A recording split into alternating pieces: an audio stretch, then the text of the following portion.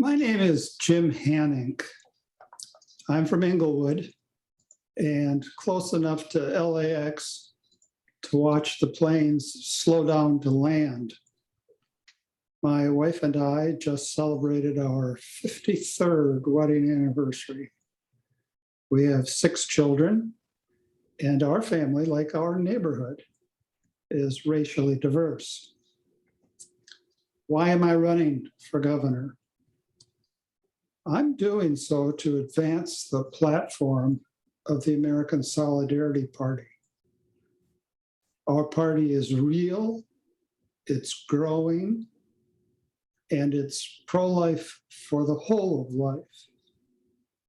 We're neither conservative nor liberal, neither capitalist nor socialist.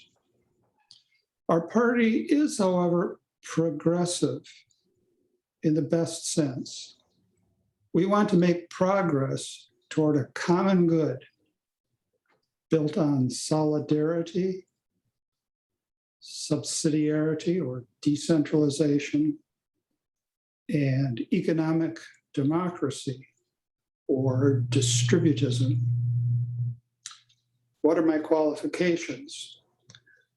I'm not a politician, but I have experience. For the past 45 years, I've been a California resident. It's a state, this state of ours, that once reflected the American dream and now exports a primal scream.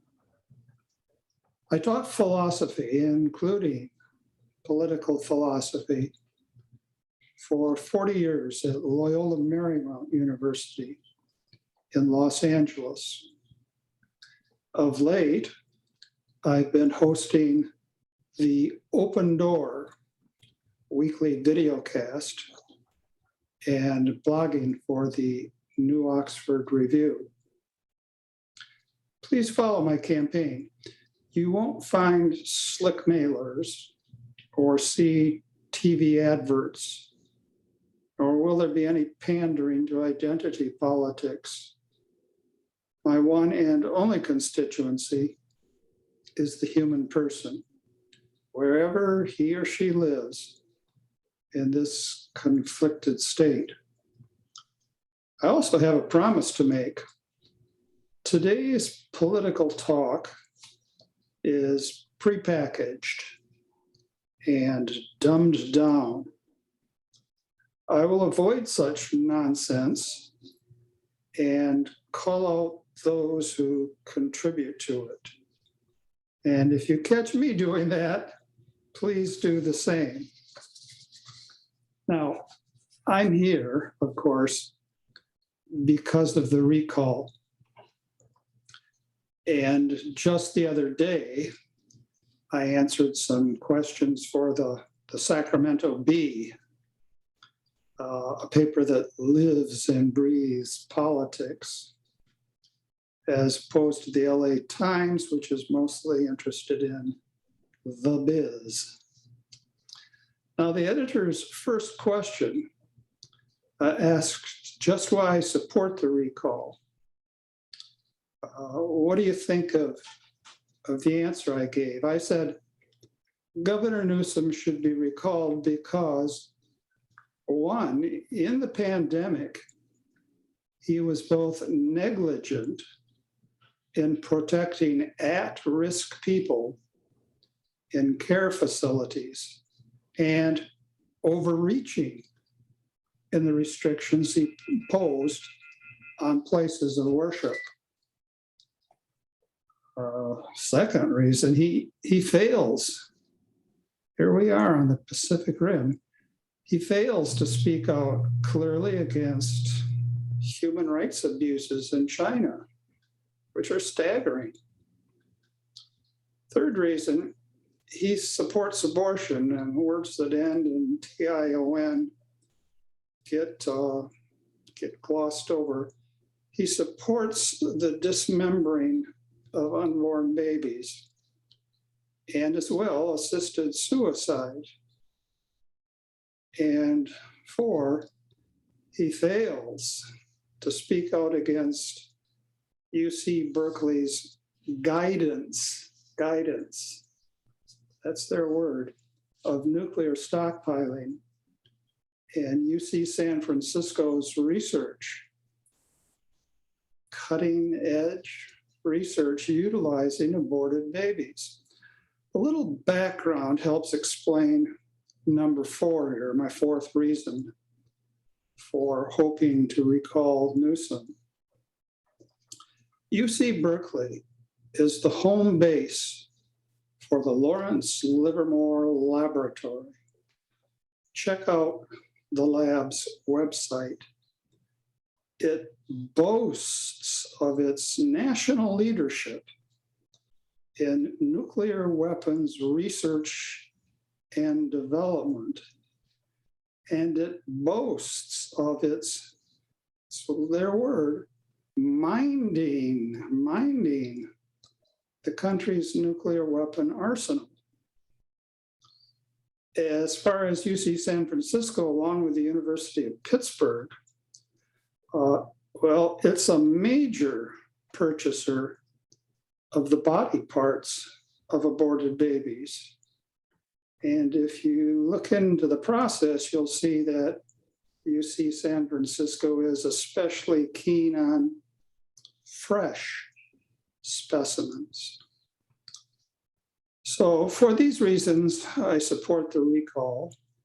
And I think I support the recall from a distinctive perspective. It's really from the perspective of the American Solidarity Party, which party is grounded in the historical movement of Christian democracy. And that movement played a critical role after World War II in restoring constitutional democratic government in the various states of Europe.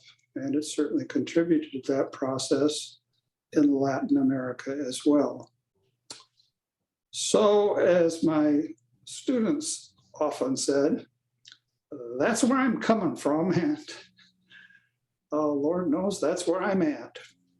And I'm certainly open to any questions. I have a website, and more importantly, the American Solidarity Party has a website. It's a website that has a platform, and the platform has content, carefully thought out content, runs a dozen pages or so, and it gives you the perspective of the party, which, as I say, is neither right nor left, neither conservative nor liberal, although it is opposed to our current duopoly, basically the role of two parties, and now in California, basically a monopoly. Okay, well, thanks very much for that. So I wonder if, James, you might tell me, there's a lot of candidates in this race, and I think a lot of them are like you, advocating for change. But what is it about you that makes you different? Well, what distinguishes you from the rest of the field, and why should people vote for you rather than the other? There must be 40 or 50 of them. Well, 45. We'll split the difference. Well, I've been in debates with a number of the candidates, and I've appreciated meeting them in that context. But I really think that just about every one of them has a kind of ad hoc approach to questions. What's trending now? What should I say about it? And those who are Republicans, but second-tier Republicans, well, what they say about those topics is said with greater gusto and even less nuance than the mainstream Republicans. And the Democrats say various things about themselves, but they aren't really saleable. One of them Good grief, what a resume. He was an editor for Hustler magazine. This, I think, does not do much for his level of insight, or I might say his level of maturity even. Whereas, and there's a downside to this, I think I differ in that I have an overview, a comprehensive political philosophy. And it's a philosophy, if you want to get to the key aspect of it, that says that a state can't work, it can't pull together, it can't foster any kind of community unless the citizens have a shared understanding of the good. And when we talk about the good, we talk about a common good. We don't talk about what utilitarians talk about, the maximizing of preference satisfaction. Because that utilitarian point of view can very well come up with something that, while it maximizes the preference satisfaction of the majority of people, rides roughshod over the rights of the minority. And because we have this concept of the common good, I think we're steering the ship of politics in a way that makes sense. Now, the downside is I'm no wonk, and I don't know of any people with an academic philosophy background who are wonks. But I think I have a pretty good nose for sniffing out charlatans and a pretty good nose for identifying people whose position really rests on support from Netflix, support from Hollywood, and support from advertising agencies. Okay. Well, last question is, if people want to find out more about you and learn about your campaign and support you, how do they get a hold of you? Well, there's the old email route, JHANINK, numeral 70. So that's jhanink70 at gmail.com. It's not so much case sensitive as it is age sensitive. That numeral 70, it really should be 75. But I'm a little sensitive about that, so I've left it the way it is for the last 5 years. Also, if you Google James Hanink Gov, or maybe it's jameshanikgovernor.com, you'll get one website. And if you Google Dr. James Hanink for Governor 2021, you'll get a more compendious website. Or you can do as a noted individual whom I've recently met, you can call me up. I'm at 310-671-4412. Okay, releasing your personal phone call number in public. That's pretty bold. Well, sometimes I answer Jake's Bar and Grill speaking. Okay. Well, thank you very much for being with us here today. And thank you all of those who are viewing.